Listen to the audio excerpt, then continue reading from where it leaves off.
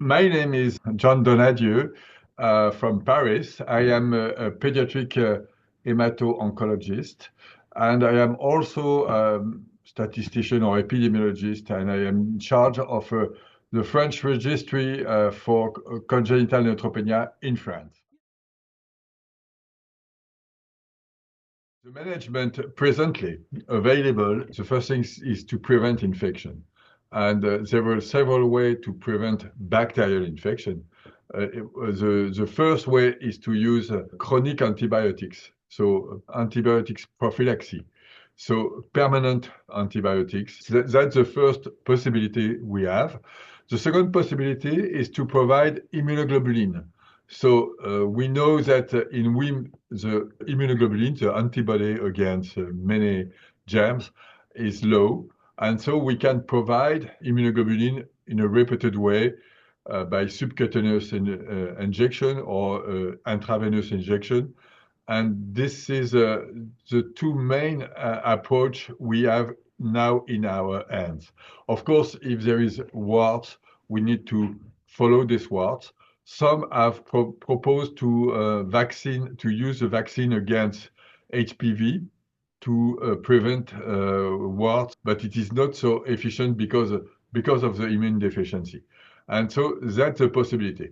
Some even have proposed hematopoietic transplantation, but it's a very unusual approach of WHIM. So far, in all the literature, in about more than about 200 cases, there is two transplantation in this indication.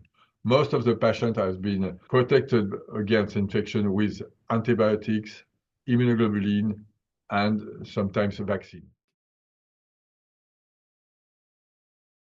We know since the discovery of WHIM, of the genetic background of WHIM, and also some functional studies that there is a impairment in the CXR release. So if we have this gain of function is antagonized by inhibitor, we observe a recovery of the white blood cells, and we have a good feeling that the long-term therapy with this CXR4 inhibitor may prevent many of the problems for this patient. After a long struggle, we are happy to see that there is a CXR4 inhibitor available for this group of patients. It is registered in US since April, and we hope to have this soon in EU. And it's a extremely good perspective for us. But of course, as a change, we need to have in real life a confirmation that it is a good feeling. But well, let's see. So the genetic disease can be sorted in two groups. There is a deletion in a function or an increase in the function.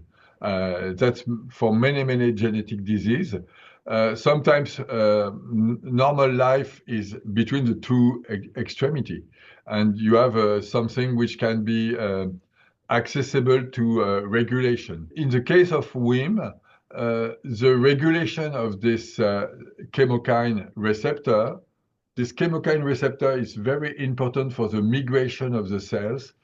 And more you have an expression of the receptor, the CXR4 receptor, more the cells are inhibited. And moreover, we can say that in this dysfunction of WHIM, there is a strong inhibition of the movement of the cells, and the cells are no more able to traffic, to move against a biological target. And also, the cells are not able to come at rest.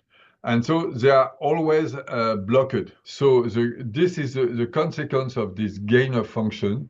It's a kind of frozen cells, and these cells are not able to play the normal roles against germs.